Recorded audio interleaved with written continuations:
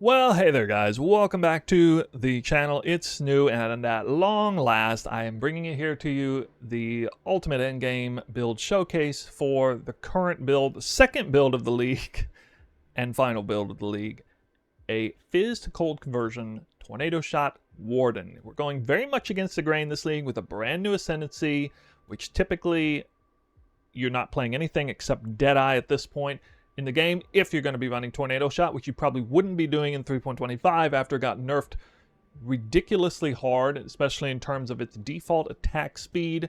With the setup that I have here, with the multi-mirror tier version of this build, the attack speed is once again respectable, and the coverage and even single target is pretty wild, and the Warden packs a whole insane toolkit that does, in fact, in my opinion, make her better than the Deadeye, at least overall, in most ways. Now, we're going to talk more about that, of course, and I am going to orient the video in that way because I know that if I just present this straightforwardly and don't even really talk about the Deadeye, I can go over, what makes the build special. I'll do a map showcase, maybe a boss showcase, then we'll go over the gear, the gems, jewels, passives, path of building, look at some of the numbers. If I do all that straightforwardly like always, but fail to really talk about the differences between Deadeye and Warden, I know I'm going to get absolutely bombarded in the comments about questions related to that. Snu, what do you think about Deadeye? Can I just make this build for Deadeye? Hey, have you seen Fubgun's video on his mirror tier Deadeye? What do you think? Isn't that better? What? I only play Deadeye. Surely that's better. Yeah, just look at the comments down below. You're going to see them anyway from people who didn't get this far into the video. Guarantee you. So, I did just mention Fubgun has a video, a great showcase video for his, at the time, mirror tier Tornado Shot character. Similar amount of investment, upwards of 5 to 10 mirrors, I suppose, which is definitely somewhere in the ballpark of what I'm working with. And he did, an Uber Exarch showcase, and he went over the path of building and the numbers stuff. So I want you guys to know that I've programmed my path of building to be essentially identical to his, set up with the same parameters, and I am also going to give you an Uber Exarch showcase where I think, you're going to have the opportunity to set up two different, tabs, windows. You can actually literally just look at it side by side, and I think you're going to notice a pretty significant difference, at least in terms of raw damage.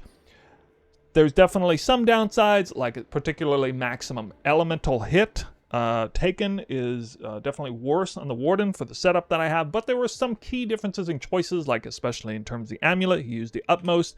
I'm using Hiri's Truth still. We'll talk about that a little bit. But first, let's kick in to what makes the build really special. And all throughout this video, I will be referencing Fubgun's showcase video, which I will have linked in the description because I'm referencing it so much. I'm just going to be referencing Deadeye versus Warden a lot anyway, because again, if I don't make this video about that, people in this community, they want that. I know that. I know you guys want to hear it. So let's get into it.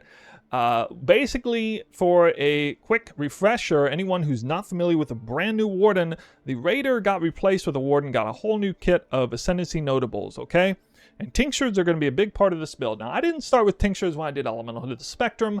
I was way too wrapped up in the whole Oath of Summer, Winter, Spring, and Avatar of the Wilds. It's hard to say no to an on-demand 80% damage, more damage multiplier that is up more often than it's not. But if you want any evidence of how strong this build is, notice that I said no to an 80% more damage multiplier on demand that's up more than half the time. So that should be a pretty good indicator to you that this build's insanely strong. Because if you're going to say no to that ascendancy notable, you better have a damn good reason for it. These other points better be really, really strong. And they are, in fact, really, really strong. Now, Tinctures are a godsend for melee. Melee has been elevated, buffed like crazy. Bows are not in a bad place, but some of the content did get a lot harder with the new Titanic farm. By the way, I'm going to show you Titanic Rogue Exiles for the map showcase. If you want to skip ahead to that, you can. But I have unlocked the full tincture package here, guys. I'm taking all the points that are basically anything that has anything to do with increased effect of tinctures, taking, this new notable, taking the first 3 points here because this one's not all that valuable. And that was convenient to do. And then we're taking all 3 Tincture, notables. Now, if you're melee, you would never take this because all this does is just unlock it for range. And that's a hefty price to pay. But, you know, range is better than melee in general. So I guess that's balanced or something. You know, if you're going to make us just sacrifice 2 ascendancy notables to become like a melee build, that must be balanced. I mean, that's just all the evidence you need to know that range is way overpowered still, right? So, yeah, here we go. I'm not going to get into what these tincture effects do per se too much, but yes, you have to press the tinctures. It is not an automated thing, and, you know, unfortunately, you do have to press a couple of buttons, extra buttons. So, if for all the Deadeye purists out there, you now have a fantastic excuse to not run Warden. If you really, really, really don't want to press the tinctures, I don't know what to tell you. That is probably the single greatest thing that you can critique this build for. On the other hand, you could just run it with the Oath of Summer and Avatar of the Wild setup anyway. You could just do that, and it would probably still be better than Deadeye variant, but I have not technically tested that and proven that. So there's a lot going on here. We got tinctures, and we have 2 extra Oath skills. Now, in Fubgun's video, he talked about, and the biggest thing he pumped up was, go figure, a Warden's Ascendancy Notable Oath of Spring, which for Tornado Shot is death by 1,000 cuts, and so shock is always a bit of an iffy one for that one because you don't really hit really hard on one hit, so it's hard to get like max shock on a boss or something. However, Oath of Spring is exactly what the doctor ordered. In that case, you always just be shocking like crazy. You do need to do some pure lightning damage, and it's best if you do more than just 1 to whatever, because that's not necessarily going to shock. Still needs to hit the minimum shock threshold. I really, really like 1 copy of Fizz's extra lightning damage on a build. It's super strong, makes every single thing shock, but at least 1 copy of a little bit of lightning damage. If nothing else, a benchcraft on the gloves can work. In fact, you know what? I should maybe just get that on top of what I already have. Anyway, that is pretty strong. So, crazy strong. You're getting double the full effectiveness of shock that you never even have full effectiveness on, at least for hard bosses with Tornado Shot. Now, the other thing, which is, I mean, maybe even better overall, is Oath of Winter. And this is what's going to allow me to run Titanic content. Oath of Winter is a huge workaround for running a glass cannon character. Everything is always frozen.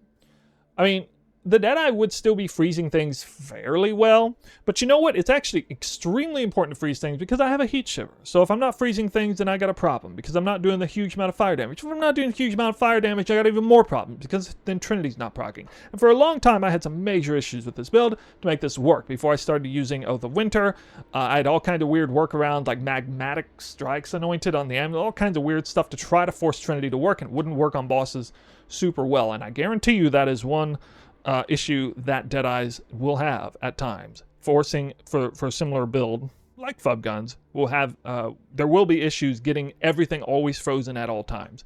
Not the case for the Warden. And I, again, reedify that. That has everything to do with Heat Shiver, getting the full value out of Heat Shiver, which allows the lowest amount of fire, or the highest amount of fire damage to supersede the lowest amount of cold damage on hit, thereby proccing Trinity, which will then allow you to do actual real damage. Because if Trinity's not up 100%, then you got problems in the building. And trust me, there were some problems in the beginning with it. So, that is one major issue of Deadeye versus Warden. Deadeye cannot reliably freeze. I know it may seem like it can reliably freeze, but trust me, you play it long enough time, playing a lot of different variety of settings, you're not going to reliably freeze with this setup without something like Oath of Winter. Okay, because again, it's death by 1,000 cuts. So you actually have to hit kind of hard to land freezes, even still. All right, so we got the tinctures out of the way. We got these Oath things out of the way. And that's what really makes the build special. Now, it's a glass cannon in both cases. Deadeye's glass cannon, Warden's a glass cannon. I got a few workarounds for that. I'm running an Immortal Call, cast damage taken setup. Fubgun was running a Steel Skin setup. He's running Utmost and sacrificing a little bit of damage for max res, but I don't think that's really all that important because, in my opinion, the most dangerous thing in the game really is physical damage taken. We don't have hardly any options to do Fizz taken as element, so you just kind of need to work in where you can. So I definitely recommend Enduring Composure, or at least Endurance Charges somewhere. Maybe even insofar as sacrificing Elusive to get an Endurance Charge on kill or something crazy like that. Really gonna want to have endurance charges somewhere in the build. Not necessarily with Immortal Call, but even without it. This build's got some seriously low Phys max hit, and between his and mine, we're both a little over 10k max Phys hit, not counting guard skills. All right, so that is kind of it in terms of just a quick, you could call that quick comparison, Deadeye versus Warden, and what makes the Warden so special in particular. A lot of this character is going to be exactly the same. I'm still running Progenitus, still running Dying Sun. I'm going to have a quick Silver Flask, Gold Flask. It's going to be fast, fairly fast moving anyway. You know, got a lot of crafted gear, got a lot of mirrored gear. I think I'm even using maybe the same rings that he is. But anyway, we'll get into the gear more soon. Next, let's look at a map showcase. Now, I don't have just any map showcase. Right now, I'm running Rogue Exiles, Titanic with double gigantification, an Anarchy and Partnership. And I'm running this on a tier 16, not a tier 17, because I'm fishing for Wildwoods. I'm only doing Wildwoods. I'm basically just doing Wisp content at this point, which makes it extra hard when you're doing Wisped Titanic content. So while you might meme about doing T16 versus tier 17, I'm only running Wildwooded maps, so they're pretty hard in their own right. However, I can make the maps rolled really easily. And I waited to load up this video until I had a spanking good map in the works here. We got a monster map here with a huge purple and blue. Those are the two best colors for this farm. Yellow is nice to have. It would be better to have 3 colors, but you can see the map mods are quite easy in this case. And now we begin a map showcase. So hopefully this will give you a decent, view of what's possible. Now, I have a Forever Delirium Mirror. The Delirium Mirror, sorry, not Forever Delirium Mirror. The Delirium Mirror will expire over time, but I'm kind of fully spec'd into it, and that will be linked down below as well. Wow, am I going to die from this? No? Okay. Alright, we'll take Eldritch Altars when we can. We got first Rogue Exiles here. And you can see this is a Rogue Exile that is almost in the ritual. I'm doing Toxic Sewer because I'm trying to trap them into rituals. They have a really good chance of spawning in the ritual. That one might have clipped the ritual, but I think I'm actually pretty unlucky, and I'm... Yeah, this one might have one. I think I might actually just have 0 for 3 right here, and that is where the big money comes from. But anyway, let's continue. We might have one in the boss room. It might soak up a bunch of giants in there. Can't believe I haven't seen a Tink yet. It's a bit crazy. No. Okay. Well, I tried to load up an insanely good map for you. Most of the time, I get multiple giants stuck in the rituals, but I may actually have gone 0 for 4 on these rituals here. And that's unfortunate. That's sort of key to the strat, and so, yeah. It's actually almost inconceivable to me to have not dropped a single Divine or Exalt Orb here, but apparently that's what's happening. I don't know. Okay, this is the ritual that might have something, so let's see if we got anything.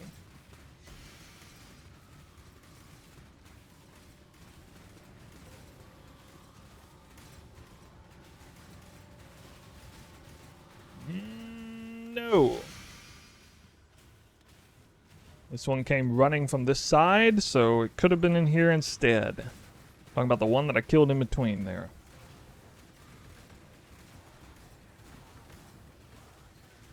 Nope.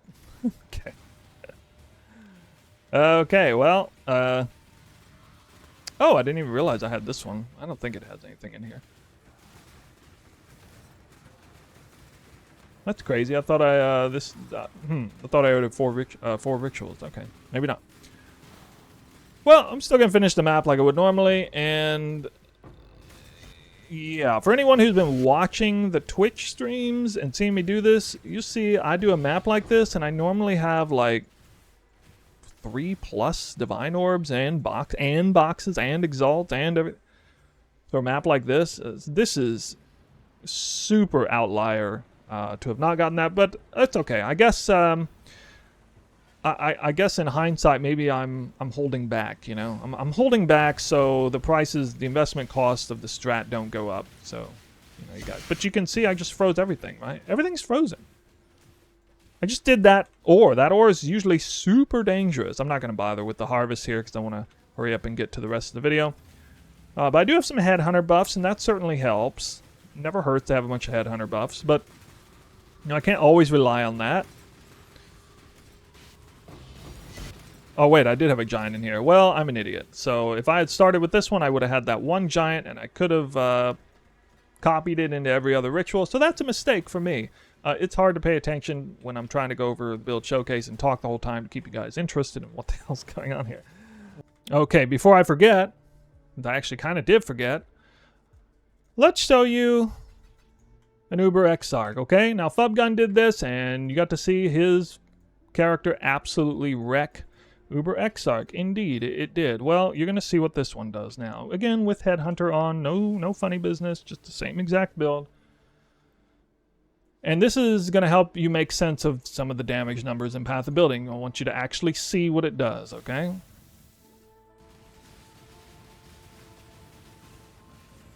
Okay, how's that for some damage?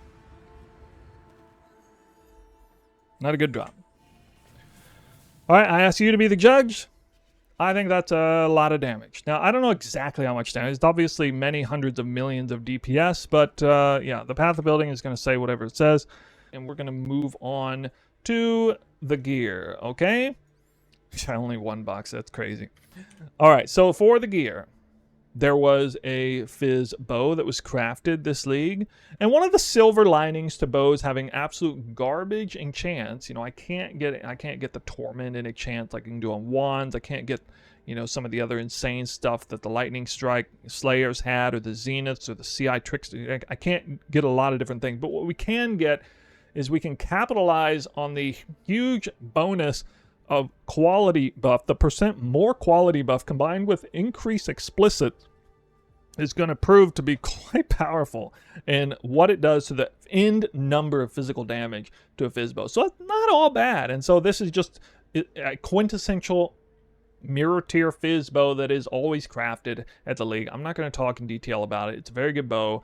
And if you really want to, you know, set yourself up for a build that can attack fast enough to warrant Tornado Shot and do enough damage, you almost need, at this point, with the current state of Tornado Shot, you almost need to have this bow. I suppose there is a variation of this build that could use just pure elemental bow, but I don't know. I don't want to get into the weeds there. I always showcase the quiver next. I recently came up with a very dramatic video on how I crafted this quiver. It was dramatic indeed.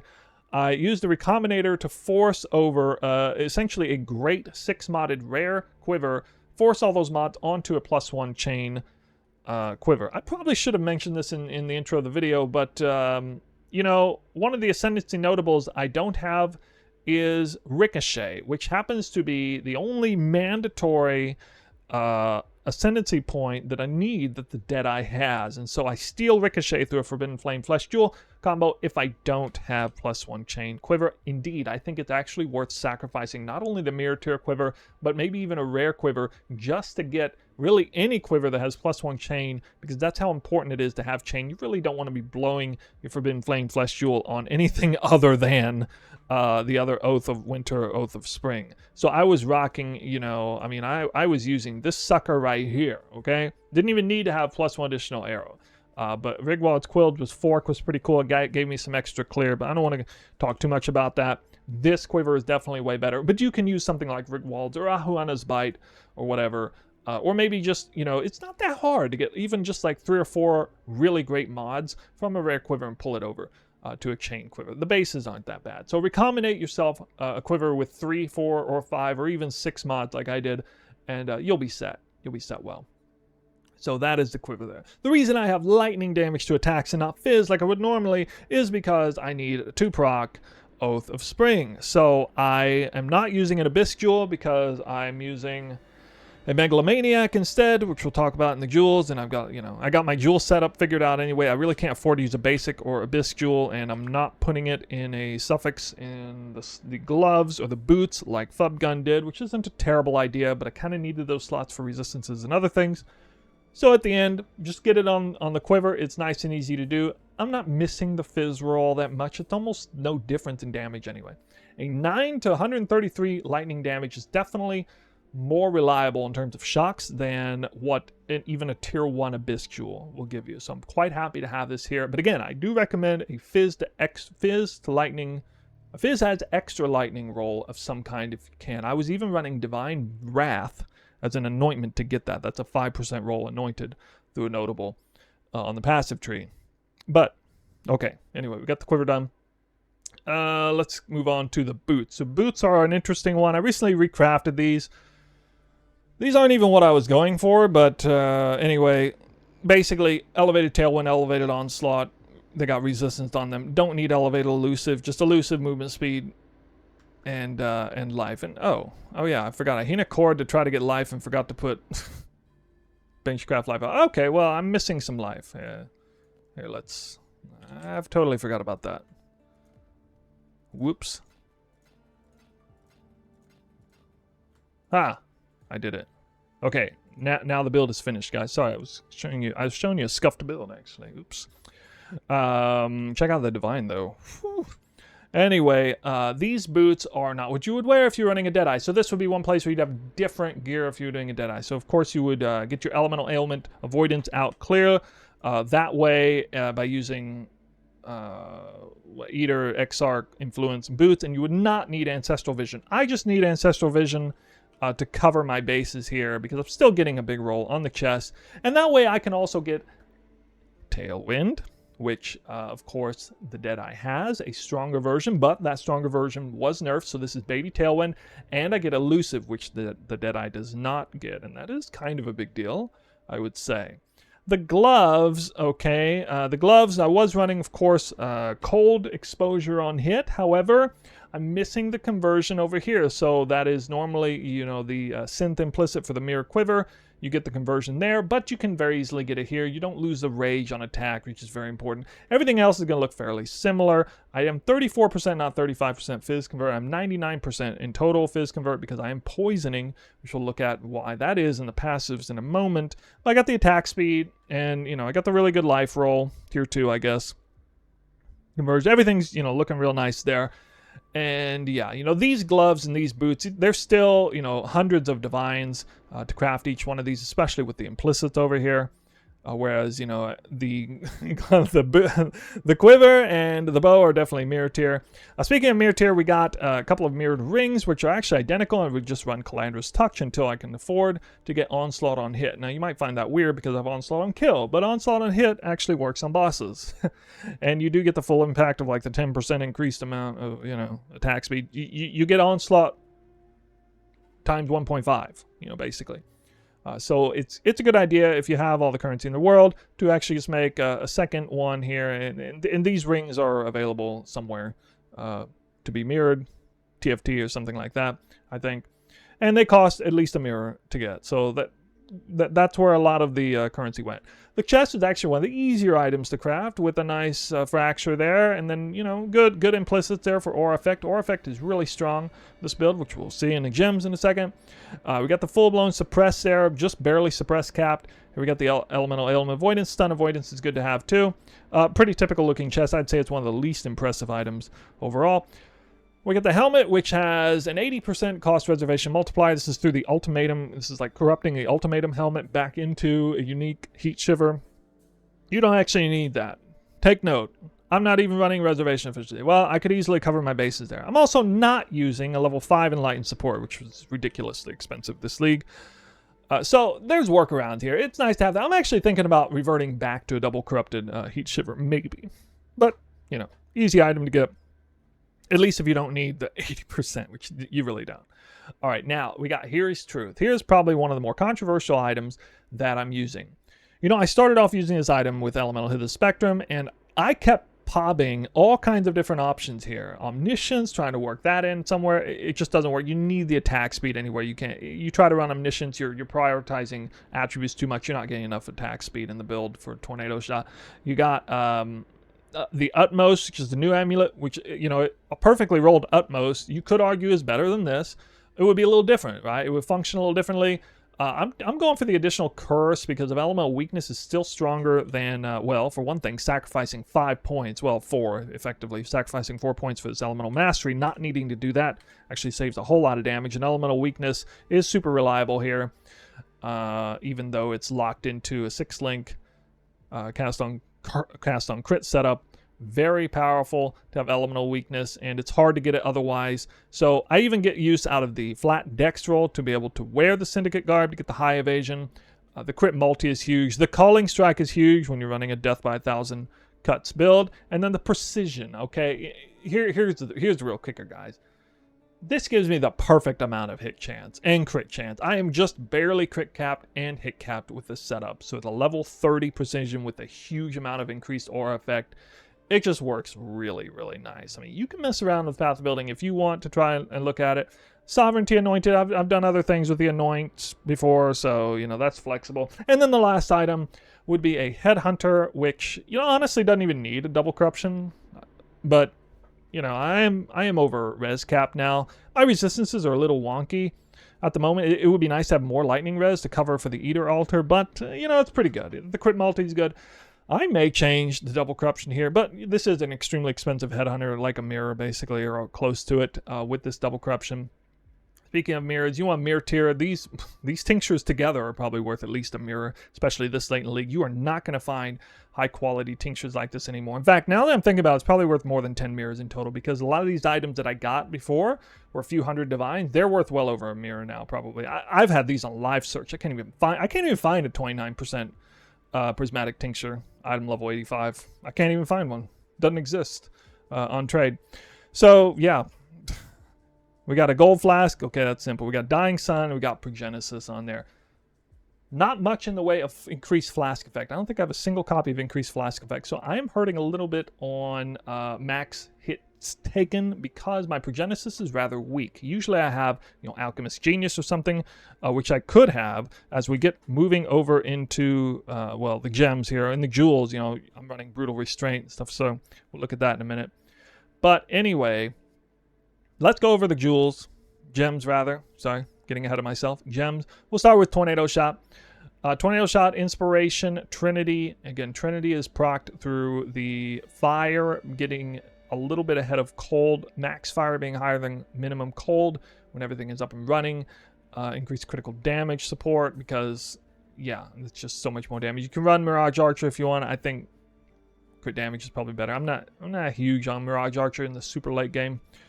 Elemental damage with attacks, and Awaken Vicious Prog. This does huge damage. Does hurt on the attack speed, but that's okay. It's just such an absolute outrageous amount of damage that I think it is worth using. Now, speaking of Heat Shiver and making it work, you can sub out Bone Chill for Combustion. Would be a little bit better way to get fire to get ahead, but I don't think I need it. I think it's gonna work out fine. We got Power Charge on crit with Frenzy here, so we're getting the Frenzy and the Power Charge right here. Mana Forge Arrows, and then yeah, Bone Chill does actually work. Even though this isn't max chilling, it still takes on the copy of the real chill, which is a full Phys-to-Cold conversion build. So Bone Chill is gonna have 100% effectiveness here. Really a lot of extra damage. You can double check that in the path of building if you want. We got Cast and Damage taken Immortal Call, which is going to prove to be pretty good with this relatively high evasion build and very reliable endurance charges.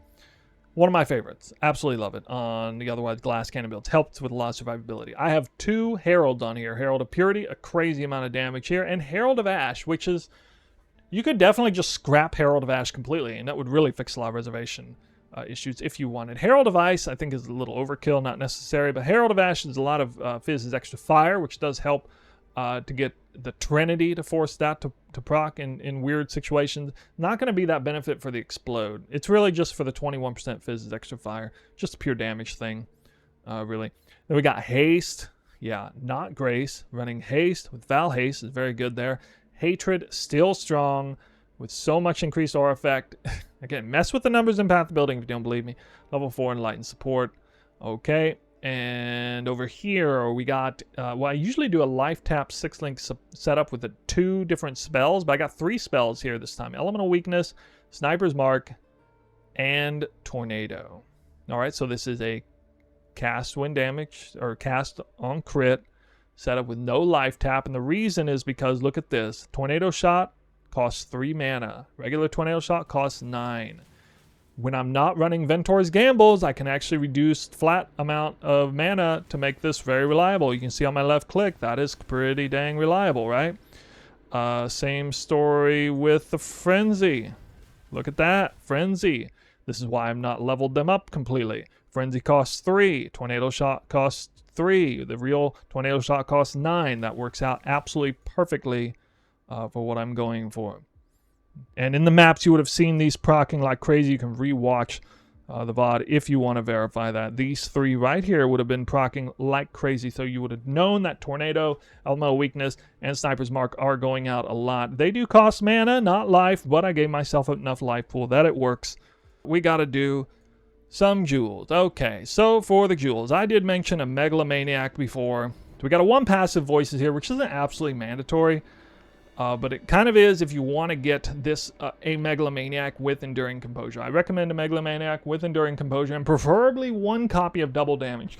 I'm not using a Lethal Pride. I'm not a big fan of it. Not using it. I got a balling one here with 2 copies of double damage. Don't necessarily need this. Different things. Purposeful Harbinger is crazy strong here. There's a few others that are really good. Enduring Composure with a couple of other really strong ones. There's a lot of options, but Enduring Composure is the real reason for the Megalomaniac. I wouldn't recommend a small cluster, really. I don't know if it'd be worth that, but I don't know, maybe.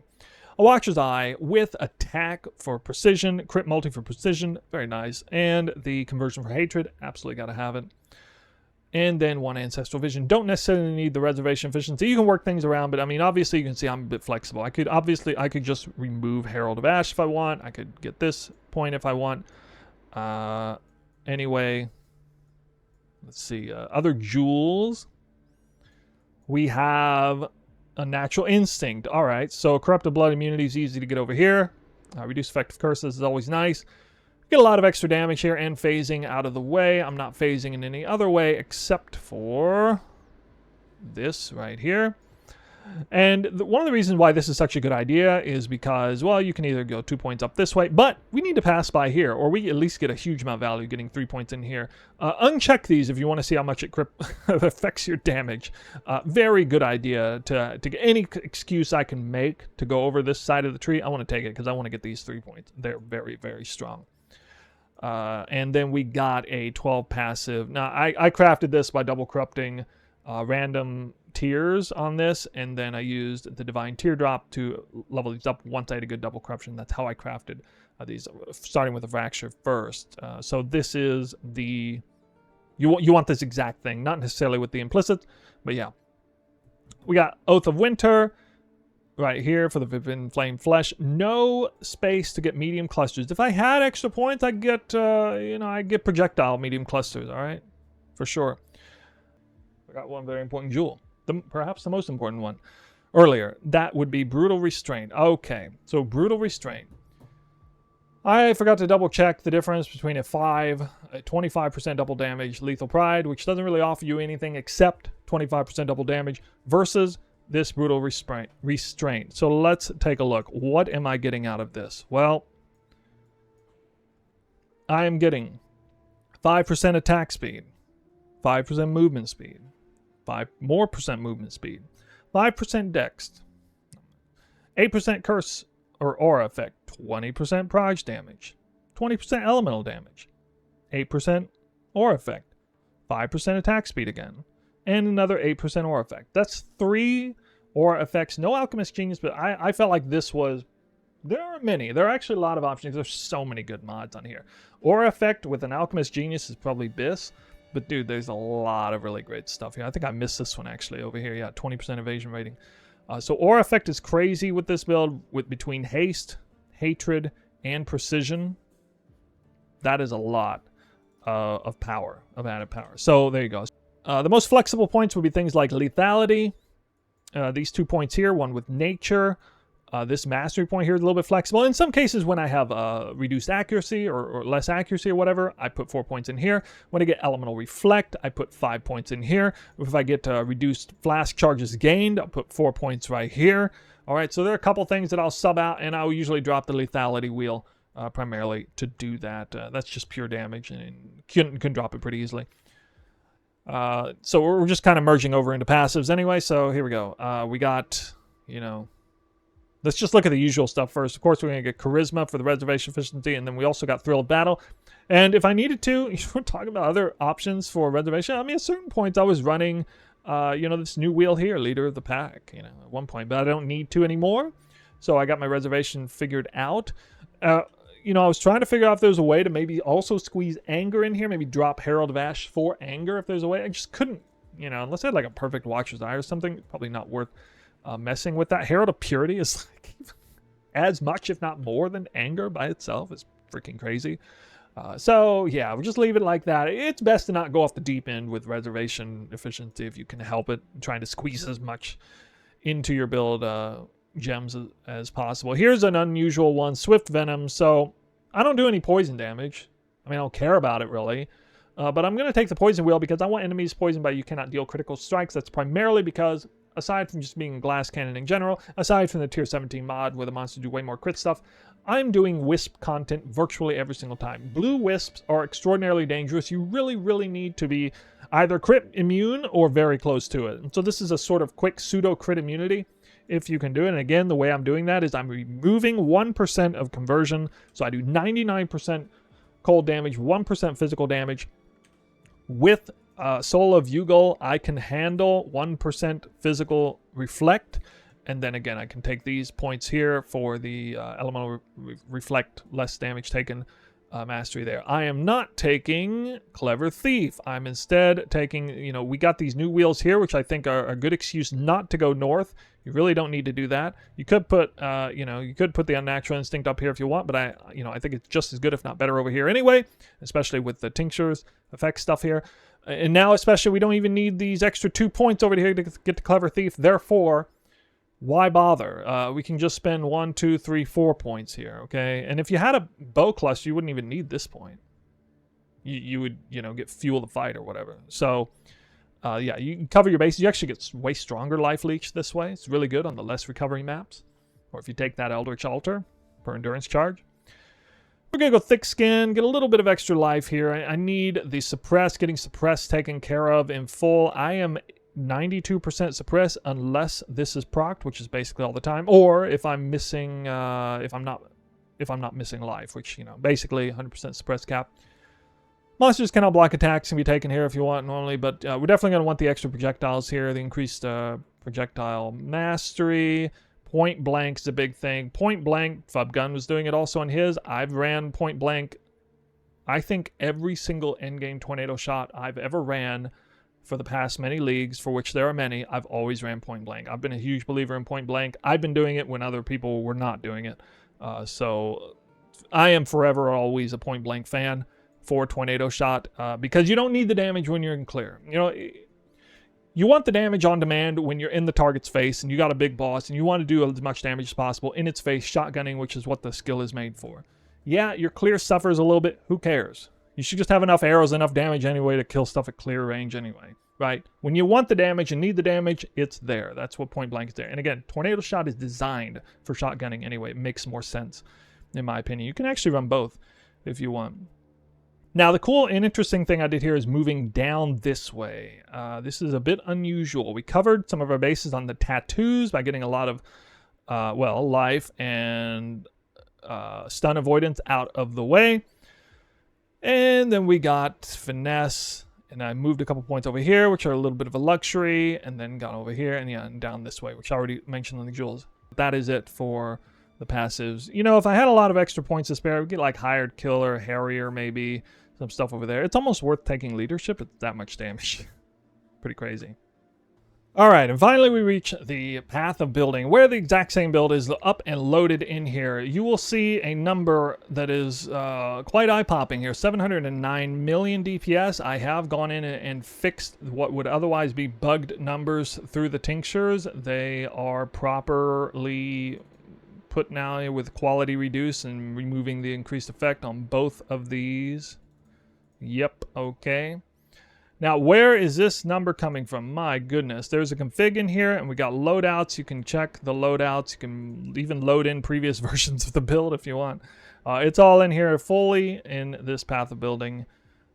We get a lot of extra damage from rage. We get a huge amount of damage from the shocks. Okay, we get the damage from point blank, the travel distance. The enemy's poison, so we take a little bit less damage. We get Trinity up. We get, again, I loaded this the same way Fub Gun did. I don't really agree with this in terms of an accuracy standpoint, especially with 10 projectiles, which his build had. Mine only has 8, and it's easier to get secondary projectiles to hit with fewer projectile counts, so do keep that in mind. I don't really think we have 90% even necessarily in point blank time, but the weird thing is his version of the config did not take into account Tornado, which is playing a huge role. You can check, just check back a few minutes from the Uber Exarch kill. Yes, I have Tornado. The reason Tornado isn't, wow, can I find it? Completely lost it. Oh, here it is. The reason Tornado is here is because it chains. This is the whole reason. This is a big reason why we run chain, is so that some of your projectiles will first initially hit Tornado, and they have the opportunity to chain. You're constantly respawning it over and over, so it's constantly in phase 1. So you're essentially doing double damage. You're almost doing double damage. Now, some of them will be wasted because they'll chain from the boss into the Tornado, I guess, or maybe, and you're not going to have Ricochet, so a little bit lost there. But for the most part, wide open area like Uber Exarch, we're getting the full effectiveness of chain and getting a lot of added value from Tornado. And so that is, in my opinion, the reliability of the chance for the second projectile to hit, which would be 3 projectiles after the initial proj, is a fair bit lower than this, but then we're also doing, most of the time, almost double damage. So in the end, the number may be fairly accurately represented here. I don't know. Anyway, I decided just to set the config the same way he has his there. So that is a whole lot of damage coming in there. And I'm probably forgetting a few things here. Set up for Pinnacle Boss. Yep, like normal. Okay, well, you want to see something funny? Watch this. See this number here? I'm gonna deselect my Tinctures. Wow. Now I'm doing almost no damage. Interesting. Yeah, Tinctures can they can account for a lot. So you do need to press them. Definitely got to press them. Let's go over to the calculations. All right, so here's a couple things people are going to look at. First off, a big one would be max fire versus min cold. This is where you know that heat shiver is going to be working, right? And then we got the ailment threshold. Okay, so we got freeze here, 157 million ailment threshold. Man, that's freaking wild. I'm surprised it's that high for Tornado Shot.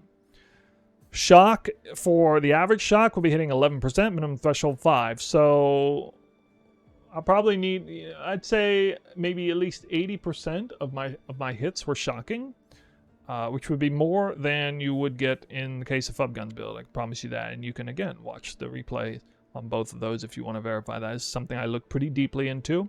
This is why you really kind of want to have a Fizz as extra lightning, so the minimum lightning damage roll is not 1. We're close to it. And then we have, okay, we got chill. Freeze. Where's chill at? I'm missing chill here. Chill threshold 50%. Okay, so you can see that heat shiver's max chill is definitely working quite well. So the bone chill is going to be working. All that extra cold is extra fire is going to be working, and that's why the fire damage is so high, even though it's 99% fizz is cold conversion, and a little bit of lightning here. Max fizz hit is quite low, and similar in the case of Fubgun. If I remove my guard skill, I'm gonna have around 10k. Yeah, a little over 10k. This is pretty similar to what he has if you remove steel skin.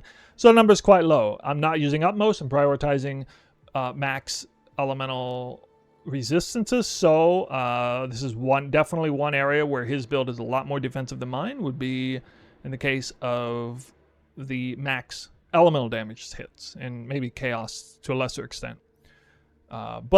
And another one would be evade chance, okay? So I think he was much closer to cap on evade. Not quite cap, but closer.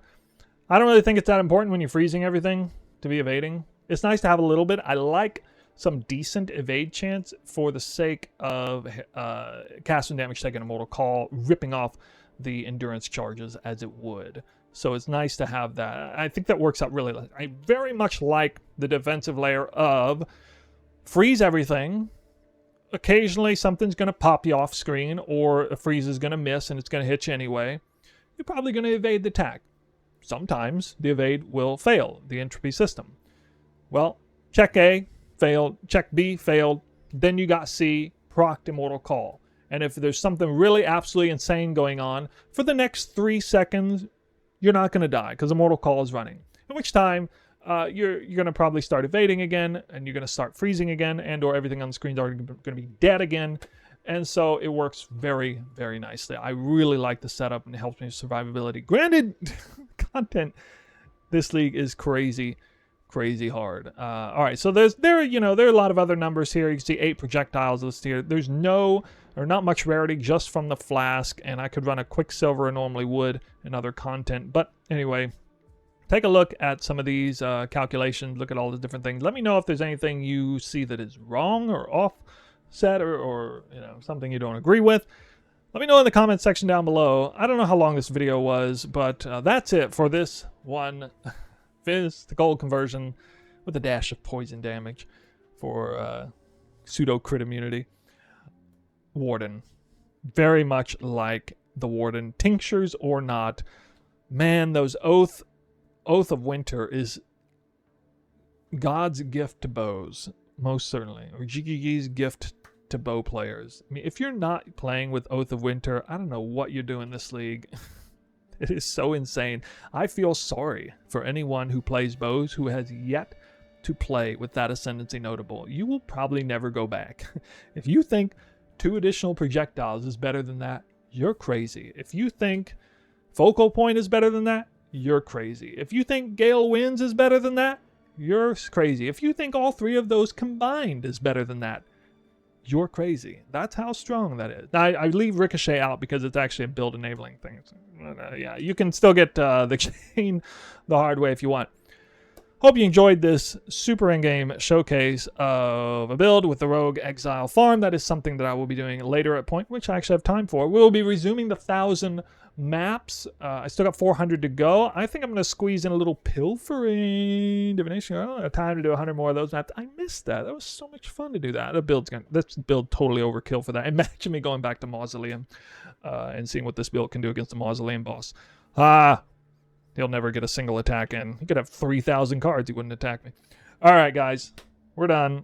I appreciate you watching this video. Let me know what you think in the comments below. Are you Team Deadeye or Team Warden? Let us know. I'll see you guys in the next video.